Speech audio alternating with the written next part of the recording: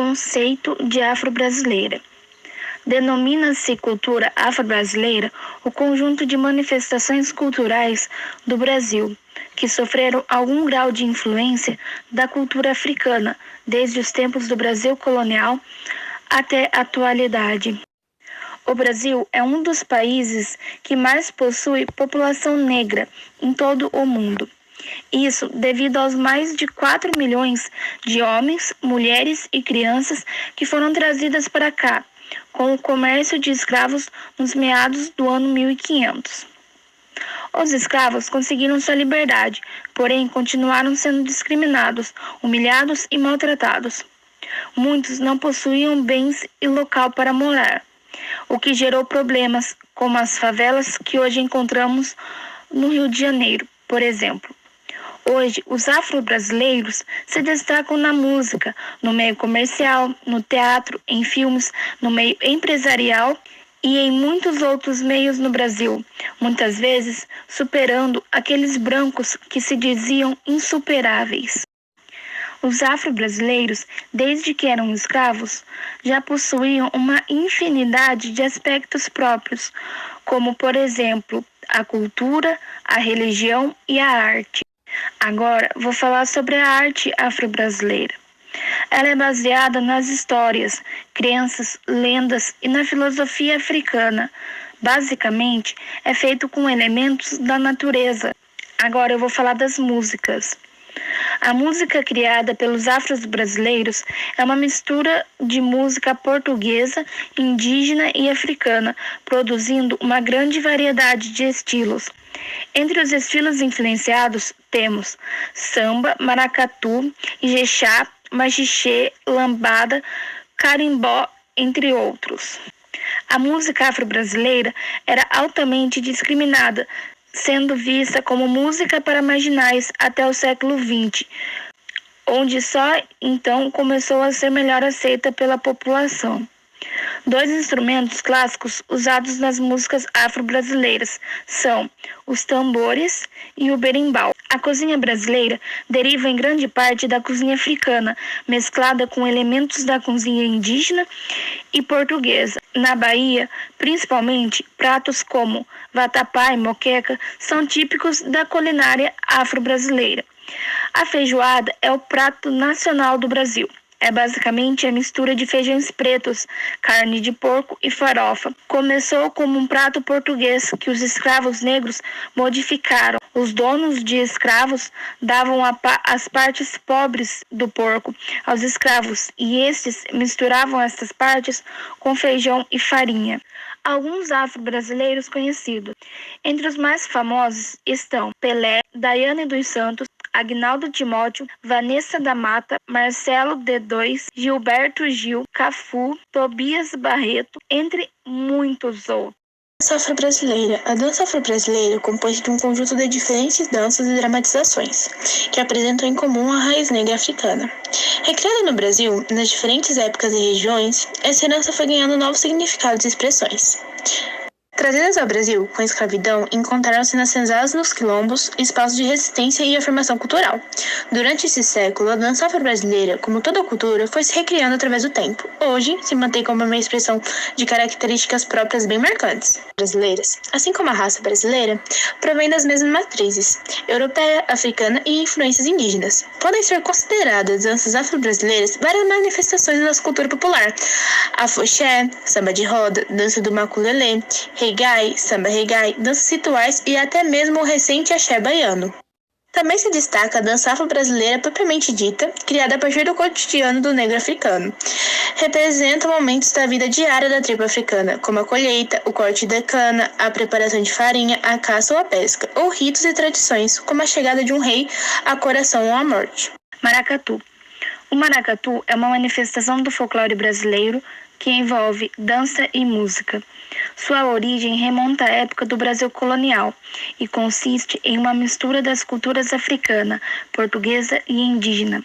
É, portanto, uma expressão genuinamente brasileira e foi criada no estado de Pernambuco, sendo presente, sobretudo, nas cidades de Olinda, Recife e Nazaré da Mata. O maracatu tem origem afro-brasileira e surgiu no estado de Pernambuco no século XVIII. Tem a sua expressão mais antiga, datada de 1711. Suas origens são incertas, mas relacionam-se com o candomblé e com a coroação dos reis do Congo. O rei do Congo foi uma figura que surgiu para administrar os povos negros trazidos para o Brasil, a fim de serem escravizados. Dessa forma, os colonizadores portugueses incentivavam as homenagens prestadas e utilizavam a coroação como técnica de dominação. Há dois tipos de maracatu, o maracatu nação e o maracatu rural. Conheça sobre essas vertentes e o que as diferencia. A expressão mais antiga de maracatu é o maracatu nação, também chamado de baque virado. Ele é feito em cortejo, onde são conduzidas bonecas negras feitas de madeiras e ricamente vestidas, as chamadas calungas. Maracatu rural, também conhecido como baque solto, esse tipo de maracatu é típico de Nazaré da Mata, município localizado na zona da Mata de Pernambuco. Sua origem apareceu posteriormente ao maracatu nação, despontando por volta do século XIX. Seus participantes são basicamente trabalhadores rurais. Há uma figura bastante importante nesse tipo de vertente, que é o caboclo de lança, sendo o personagem de destaque.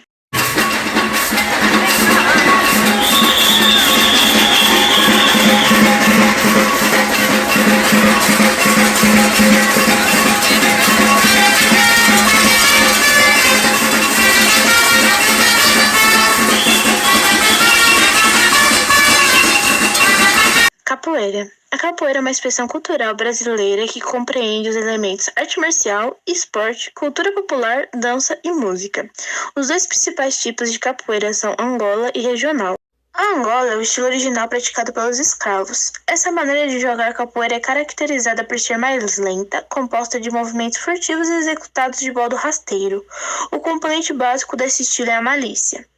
A capoeira regional é o estilo contemporâneo de capoeira. Esse estilo foi criado pelo mestre Bimba e difundiu-se rapidamente pelo mundo. A capoeira ainda é motivo de controvérsia entre os estudiosos de sua história, sobretudo no que se refere ao período compreendido entre o seu surgimento e o início do século XIX, quando apareceram os primeiros registros confiáveis descritos sobre sua prática. Nos quilombos, a capoeira passou a ser uma arte marcial com escopo militar, sendo usada pelos quilombolas contra os ataques das tropas coloniais.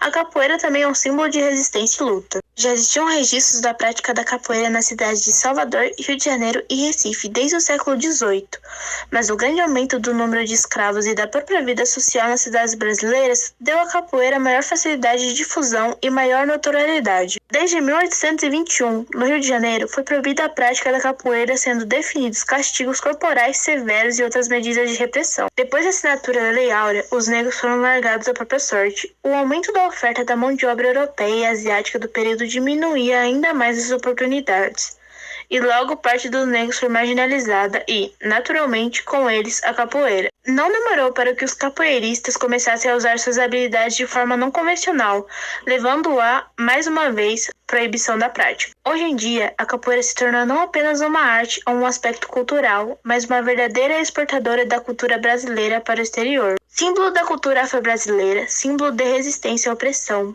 a capoeira mudou definitivamente sua imagem e se tornou fonte de orgulho para o povo brasileiro.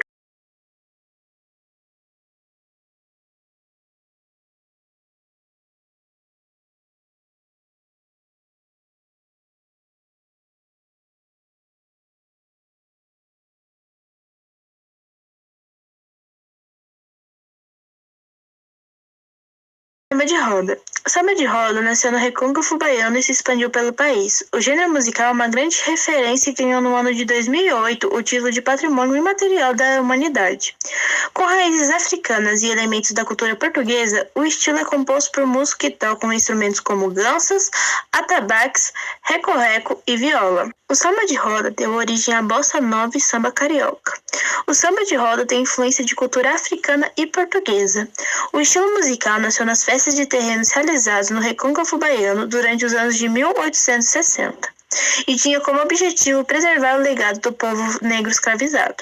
O primeiro samba de roda foi gravado em disco em 1916. A música em questão, pelo telefone, era interpretada pelo cantor Donga. Depois disso, a manifestação ganhou repercussão e conquistou todo o território nacional. O estilo musical apresenta as duas variações, o chula e o corrido. Influenciou a criação da bossa nova e do samba carioca, além de vários representantes nacionais como Mariene de Castro, Jorge Aragão e Pixinguinha. Em 2008, o gênero foi tombado pelo IPAM e tornou-se patrimônio imaterial da humanidade.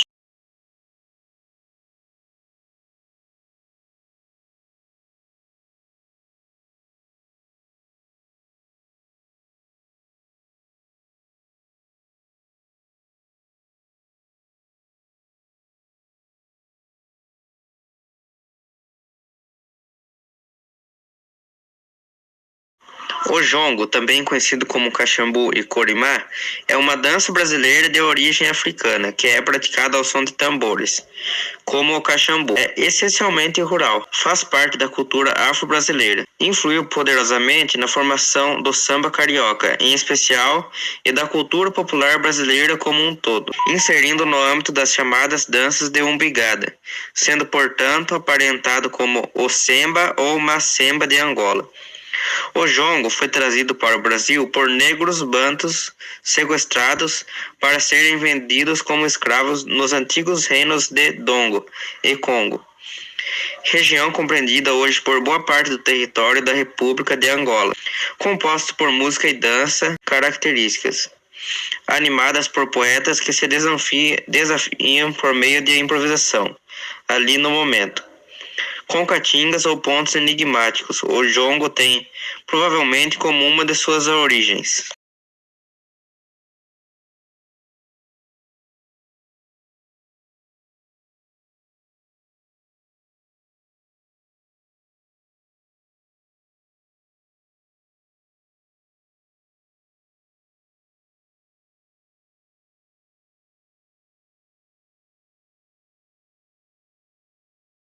A congada ou congado é uma manifestação cultural e religiosa afro-brasileira. Folguedo, muito antigo, constitui-se em um bailado dramático com canto e música que recria a coroação de um rei do Congo.